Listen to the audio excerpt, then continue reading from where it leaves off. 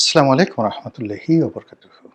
সম্মানিত দর্শক, জনাব তারেক রহমান সাহেব বিএনপির চেয়ারপারসন। তিনি বাংলাদেশে আসার পর থেকেই তার যারা শত্রু, বিরোধী পক্ষ প্রাণান্ত চেষ্টা করছেন তাকে হেয় করার, ছোট করার, বেইজ্জতি করার। এক্ষেত্রে তার যে অতীত ব্যাকগ্রাউন্ড, সেই অতীত ব্যাকগ্রাউন্ডের ছোট, ছোট বিষয়গুলো, ভুলে যাওয়া বিষয়গুলো বা যে বিষয়গুলো মোটামুটি নিষ্পত্তি হয়ে গেছে, সে বিষয়গুলো আবার নতুন করে সামনে আনা হচ্ছে বিভিন্ন মিডিয়ার মাধ্যমে। আজকের সেই ভিডিওতে ইন ডিটেলস বলবো না, অন্য একটা ভিডিওতে বলবো। কিন্তু সাম্প্রতিক সময় তার লেখাপড়া নিয়ে, বিশেষত প্রাতিষ্ঠানিক যে যোগ্যতা, সেই যোগ্যতা নিয়ে প্রশ্ন করা হচ্ছে। বেশিরভাগ সমালোচনাকারী নির্মম এবং নিষ্ঠুরভাবে বলার চেষ্টা করছেন যে তিনি একেবারেই মন্দ ছাত্র ছিলেন। মানে ভালো ছাত্র তো দূরের কথা, মন্দ ছাত্র বলতে যা বোঝায়, ধরুন লেখাপড়ার প্রতি ভীষণ রকম অমনোযোগী, তারপর ক্লাসে কখনো তিনি হাজির হতেন না, বা হলেও তিনি একাধিকবার ফেল করেছেন, কোনো কিছু শেখার ব্যাপারে তার কোনো রকম আগ্রহ ছিল না, এবং প্রায় সব ক্লাসই তিনি ডাব্বা মেরেছেন। এইভাবে ধাক্কাতে ধাক্কাতে অনেকগুলো স্কুল, কলেজ এগুলো সব পাড়ি দিয়ে তারপর তিনি সাকুল্যে এসএসসি অর্থাৎ ইন্টারমিডিয়েট পাশ করেছেন। আর সেই ইন্টারমিডিয়েট পাশ করতে গিয়ে অনেকগুলো কলেজ এবং অনেকগুলো যাকে বলা হয় স্কুল তিনি সেখানে তাকে পরিবর্তন করতে হয়েছে বলে তার যারা অনেক শুভার্থী পরিচয় দানকারী, মানে কেউ হয়তো বলছেন আমি তার কুটুম্ব হই, কেউ বলছেন আমি তার আত্মীয় হই, কেউ বলছেন আমি তার ক্লাসমেট, ইত্যাদি ইত্যাদি আরও নানা কিছু। তো এগুলো নিয়ে নানা রকম বিতর্ক চলছে এবং সবাই বলার চেষ্টা করছেন যে এর হাতে যদি রাষ্ট্র পড়ে, সে রাষ্ট্রের সর্বনাশ ঘটে যাবে, আর এ যদি প্রধানমন্ত্রী হয় তাহলে আমাদের আর ইজ্জত বলে কিছু থাকবে না। এনসিপির নেতৃবৃন্দ থেকে শুরু করে, মানে এই তরুণ প্রজন্মের যারা নেতা তারা থেকে শুরু করে একেবারে বুড়া বুড়া দাড়ি চুল যাদের পেকে গেছে তারাও তারেক রহমান সাহেবের শিক্ষাগত যোগ্যতা নিয়ে নানা রকম প্রশ্ন তুলছেন। আজকের এই ভিডিওতে আমি একটি শব্দ তারেক রহমান সাহেবের পক্ষে বলবো না, কিন্তু আমি শুধু যে জিনিসটা বলতে চাই সেটা হলো রাজনীতি এমন একটা বিষয় যে বিষয়টি মূলত রাজরক্ত বা রাজনীতির লিগেসি, এই দুটো বিষয় লাগে। যেখানে রাজতন্ত্র রয়েছে সেখানে রাজার রক্ত থাকতেই হবে। এমনও ঘটনা ঘটেছে, তারেক রহমান সাহেব তো এখন 60 বছরের একজন পৌর মানুষ, ইন্টারমিডিয়েট পাস, অ্যাটলিস্ট তো মানে কলম দিয়ে দস্তখত করতে পারেন। কিন্তু এমনও ঘটনা ঘটেছে, বড় সাম্রাজ্য, বাংলাদেশের চাইতে 100 গুণ বড়, এই সাম্রাজ্যের রাজরক্তের ধারক একজন অবোধ শিশু নয়, মানে মাতৃগর্ভে এসেছে, মানে এমন অবস্থায়, মানে মহারানী বা রাজরানী প্রেগন্যান্ট হয়েছেন, এমন অবস্থায় রাজা মারা গেছেন। ওই যে প্রেগন্যান্ট হয়েছেন তাকে প্রতিভূ মনে করে রাজসিংহাসন খালি রাখা হয়েছে, রাজকর্ম চলেছে।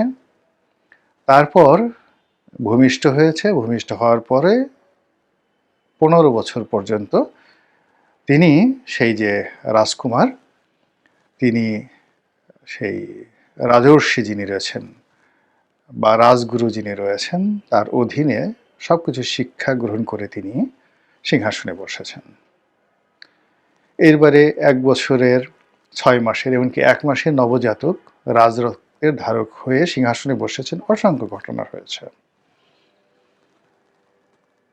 আপনাদের ধৈর্যচ্যুতি ঘটাতে চাই না রাজরক্তের ব্যাপারে।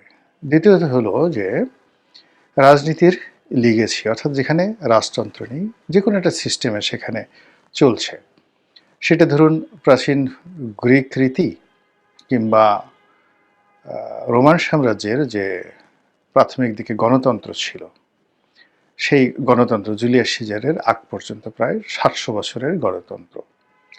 তো সেই গণতান্ত্রিক সিস্টেমে দেখা গেল যে সিনেটর যিনি হচ্ছেন, কনসাল জেনারেল হচ্ছেন, সবারই একটা পারিবারিক ট্র্যাডিশন লাগতো। তো সেই এলিট পরিবারতন্ত্রের বাইরে গিয়ে কখনোই ৭০০ বছরের যে রোমান ডেমোক্রেসি, সেই রোমান ডেমোক্রেসি কখনো যেতে পারেনি। একইভাবে ইংল্যান্ডে টিল নাও, এখন পর্যন্ত ইংল্যান্ডের যে অভিজাত সম্প্রদায়, রাজনীতি ঘুরে ফিরে তাদের মধ্যেই আছে। বাইরে থেকে হয়তো আশ্চর্যজনকভাবে কেউ হয়তো আসেন, কিন্তু এদের সংখ্যা কোনো পার্সেন্টেজে পড়ে না। সেখানে লর্ডসভার সদস্য কিংবা হাউস অব কমন্সের যারা সদস্য হন, অলমোস্ট সবাই একটি পারিবারিক লিগেসি ধারণ করেন। এছাড়া সম্ভব নয়। একান্ত ব্যক্তিগতভাবে তৃণমূল থেকে বেড়ে উঠে হাউস অব কমন্সের সদস্য হয়েছেন, মন্ত্রী হয়েছেন, প্রধানমন্ত্রী হয়েছেন, এইরকম ব্রিটেনের ইতিহাসে খুব অল্প। আমেরিকাতে একই অবস্থা। যারা গত ২০০ বছরে আমেরিকার যাকে বলা হয় রাষ্ট্রপতি হয়েছেন, গিয়ে দেখেন যে প্রায় সবারই হাতে গোনা ২-১ ছাড়া লিগেসি আছে, বিশাল বিশাল লিগেসি রয়েছে। তো কাজেই যারা বলছেন রাজনীতিতে খুব বেশি শিক্ষা দীক্ষা লাগে, আপনি দেখুন যে আমাদের অতীতে যারা খুব সফল রাজন্য ছিলেন এই স্বাধীন বাংলাদেশে, বঙ্গবন্ধু ওয়াজ এ জাস্ট নর্মাল গ্রাজুয়েট, সাধারণ গ্রাজুয়েট ছিলেন। তারপর তিনি এলএলবি পাশ করেছেন কিন্তু প্র্যাকটিস করেননি, বা এলএলবির ছাত্র ছিলেন এরকম। ঢাকা বিশ্ববিদ্যালয়ের ল বিভাগে তিনি ভর্তি হয়েছিলেন। এরপরে যদি আপনি ধরেন জিয়াউর রহমান সাহেব, তো আপনারা জানেন যে জিয়াউর রহমান সাহেব যখন মানে সেনাবাহিনীতে ভর্তি হয়েছিলেন, ওই সময়টিতে সম্ভবত মানে এসএসসি মানে ম্যাট্রিক পরীক্ষা দিয়ে বা মানে সেনাবাহিনী কমিশন র্যাঙ্কে যাওয়া যেত। এখন ইন্টারমিডিয়েট পাশ করে সেখানে যেতে হয়। তো এখন ইন্টারমিডিয়েট পাশ করার পরে যদি এখনকার জমানা ধরি, তাদের জমানা বাদ দেন, ইন্টারমিডিয়েট পাশ করে ঢুকেন এবং সেনাবাহিনীর যে ২ বছর ২৪ মাস তারা ট্রেনিং দেয়, এই সময়টিতে তাদেরকে একটা গ্রাজুয়েশন সার্টিফিকেট দেওয়া হয়। তাহলে কি হলো, এরশাদ সাহেব এবং জিয়াউর রহমান সাহেব হায়েস্ট গ্রাজুয়েট ছিলেন। শেখ হাসিনা প্রধানমন্ত্রী হয়েছেন, তিনি নর্মাল পাস কোর্সে বিএ পাস করেছেন এবং তারও রেজাল্ট খুব বেশি ভালো নয়। তারপরে মাস্টার্স করেছেন বাংলাতে ঢাকা বিশ্ববিদ্যালয় থেকে। আর বেগম খালেদা জিয়া শুধুমাত্র এসএসসি পাস। এখন শুধুমাত্র এসএসসি পাস বেগম খালেদা জিয়া, আপনি গিয়ে দেখেন যে তিনি যে রাজনীতিতে সফল হয়েছেন এবং সেই এসএসসি পাস হওয়ার কারণে তার ক্যাবিনেটে আশেপাশে যত শিক্ষিত, সম্ভ্রান্ত, মর্যাদাবান লোকজনের সমাবেশ তিনি ঘটাতে পেরেছিলেন, তার সঙ্গে কেবলমাত্র বঙ্গবন্ধুর ক্যাবিনেটের তুলনা করা যেতে পারে। অর্থাৎ যে কোনো ক্যাবিনেটের চাইতে বেগম জিয়ার ক্যাবিনেট লেখাপড়া জানা, শিক্ষিত, সজ্জন, রাজনীতি বিশারদ ছিলেন। কাজে এখানে আসলে একজন মানুষ তার যে উইল ফোর্স, তার ভিতরে যদি বাই বর্ন মানে জন্মগতভাবে অপরাধ করার প্রবণতা না থাকে এবং তিনি যদি মানসিকভাবে বিকারগ্রস্ত না হন, পাগল নিরোর মতো, সম্রাট ক্লডিয়াস নিরোর মতো পাগল না হন, অথবা তিনি সেই দস্যু বাদশাহে সাক্ষ্য, আফগানিস্তানের এক বিরাট ডাকাত, হঠাৎ করে সেই সিংহাসনে তিনি বসে পড়েছিলেন, এইরকম যদি না হন, তাহলে প্রধানমন্ত্রীর পদ, রাজার পদ, প্রেসিডেন্টের পদ, যেটি সরকারের প্রধান এক্সিকিউটিভ হোক না কেন, তার আশেপাশে এরকম একটা সিস্টেম গড়ে ওঠে, সেই সিস্টেমের মধ্যে তিনি ভালো কাজ করতে পারেন। এখানে যে কোনো সরকারের প্রধান ব্যক্তি, তাকে যদি ভালো করতে হয়, সবার আগে তার এ গ্রুপ অফ জুয়েলস লাগবে, 9 জুয়েলস, 10 জুয়েলস বা 12 জুয়েলস। পৃথিবীর সব রকম শাসন ব্যবস্থায় এবং পৃথিবীর সকল অঞ্চলে যারা খুব সফল হয়েছেন, তাদের বড় একটা লাইব্রেরি ছিল, বাইতুল হিকমা ছিল রাজাদের। রাজা হয়তো পড়াশোনাই করতে পারতেন না, কিন্তু তারা অনেক পণ্ডিত ছিল, তারা ওই লাইব্রেরি থেকে তাকে পড়ে পড়ে শোনাতেন। সম্রাট আকবরের ক্ষেত্রে এটা প্রযোজ্য। দ্বিতীয়ত হলো তাদের আশেপাশে মন্ত্রী মিনিস্টার রূপে, আমির উমরা রূপে, উজির নাজির রূপে বড় বড় পণ্ডিত ব্যক্তি, কখনো কখনো বিদেশি বিশেষজ্ঞ ছিল। ইবনে বতুতা যেমন চিফ জাস্টিস ছিলেন, তো ওই জমানাতে তার মতো বুদ্ধিমান লোক খুব অল্প ছিল। কার ছিলেন? মোহাম্মদ বিন তুগলকের। তো এরকম অনেক বিদেশি হিউয়েন সাং থেকে শুরু করে চীনা পরিব্রাজক যারা ছিলেন, আমাদের বাংলাদেশে এসেছেন, ভারতবর্ষে এসেছেন, তারা সবাই স্বল্প সময়ের জন্য হলেও রাজকর্মে অংশগ্রহণ করেছেন। এইভাবে ইউএন নবাব সিরাজউদ্দৌলার সেনাবাহিনীতে ফরাসি সেনাপতি ছিলেন, শিফরে। তো সেই দিক থেকে তারেক রহমান সাহেবের কি লেখাপড়া করেছেন, কি পাস দিয়েছেন, এটা বড় বিষয় নয়।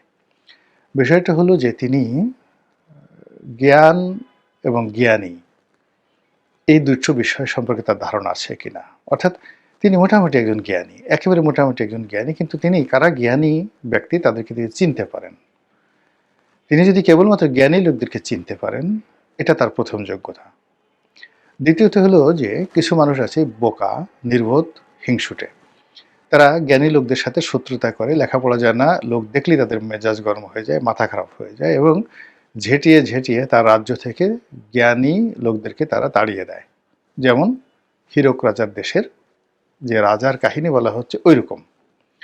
তো তারেক রহমান সাহেব তার আশেপাশে যারা আছেন, আপনি তাদের শিক্ষাগত যোগ্যতা দেখেন, পরিবেশ দেখেন, পরিস্থিতি দেখেন, সেখানে কি মনে হয় যে তিনি কি জ্ঞানী গুণী লেখাপড়া জানা মানুষ তাদেরকে অবজ্ঞা করেন, অপমান করেন, দূর দূর করে তাড়িয়ে দেন, নাকি তাদের একটা সমাবেশ ঘটান? সেক্ষেত্রে তার ইন্টারমিডিয়েট পাস, এটার পরিবর্তে তার স্ত্রী যে অত্যন্ত উচ্চশিক্ষিতা, এবং সে উচ্চশিক্ষিতা মানে মেডিকেল থেকে ডাক্তারি পড়া বাংলাদেশে তো জেনে তেন বিষয় নয়। তার বাবা নৌবাহিনীর প্রধান ছিলেন, মানে জুবাইদুর রহমানের। তো সেখান থেকে আবার ইংল্যান্ডে গিয়ে তিনি ও বাংলাদেশে থেকে আবার তিনি বিসিএস পাশ করেছেন। বিসিএস পাশ করতে জেনে তেন বিষয় নয়। আবার বিসিএস পাশ করে চাকরি করেছেন। বিদেশে গিয়ে আবার উচ্চতর ডিগ্রি নিয়েছেন, সেটা এফসিপিএস ডিগ্রি বা ডক্টরেট ডিগ্রি, যে কোনো একটা ডিগ্রি তিনি সেখানে নিয়েছেন। এবং ইংল্যান্ড থেকে ডক্টরেট করা বা এফসিপিএস করা, এফআরসিএস করা যে উচ্চতর ডিগ্রিগুলো রয়েছে, এগুলো চারটিখানি কোনো বিষয় নয়, সেই কাজগুলো তিনি করেছেন। তো সেই কাজগুলো করার পরে যেটা হয়, স্বামী যদি ভেগাবন হয়, বেকুব হয়, আমরা যাকে বলি অথর্ব গর্দভ হয়, তো এরকম উচ্চশিক্ষিতা যারা রমণী, তারা সঙ্গতির কারণে উদ্যত হন, অহংকারী হয়ে পড়েন এবং স্বামীকে ছাগলের মতো ঘুরাতে থাকেন। এখন এক্ষেত্রে তারেক রহমান সাহেব এবং বেগম জুবাইদা রহমান, তাদের দুজনের আপনি রসায়ন দেখেন। আমরা তো জুবাইদুর রহমানকে দীর্ঘদিন দেখেছি, কখনই কি তার আচার আচরণে দেখেছেন যে তারেক রহমান সাহেবকে তুচ্ছ তাচ্ছিল্য করার কোনো রকম ন্যূনতম সিমটম তার বা তার কন্যার আছে? তার কন্যাও তুচ্ছ শিক্ষিতা, তিনি ব্যারিস্টার অ্যাট ল। তো আপনি শিক্ষা মানে একটা জিনিস, আর শিক্ষা এটা মানুষকে প্রচণ্ড অহংকারী করে তোলে। তো সন্তান যদি শিক্ষিত হন, বাবা যদি লেখাপড়া না জানেন, বেকুব হন, তাহলে সন্তানও বাবাকে তুচ্ছ তাচ্ছিল্য করেন, এটি কোনো সন্দেহ নেই। স্ত্রী করেন, মাকে অনেক সময় শিক্ষিত সন্তানরা ধমক দেয়, তুমি কি বুঝো, চুপ করো। তো সেই ক্ষেত্রে তারেক রহমান সাহেবের সঙ্গে তার যে পারিবারিক যে বন্ডেজগুলো রয়েছে, পরিবারের যে কজনই তার আত্মীয় স্বজন আছে তাদের সঙ্গে তার যে সম্পর্কটা, সেখানে আপনি দেখুন যে তারেক রহমান সাহেবের মর্যাদাটা কি অসম্মানিত, বা যাকে বলা হয় আপনার কাছে খুব অসামঞ্জস্যপূর্ণ মনে হয় কিনা।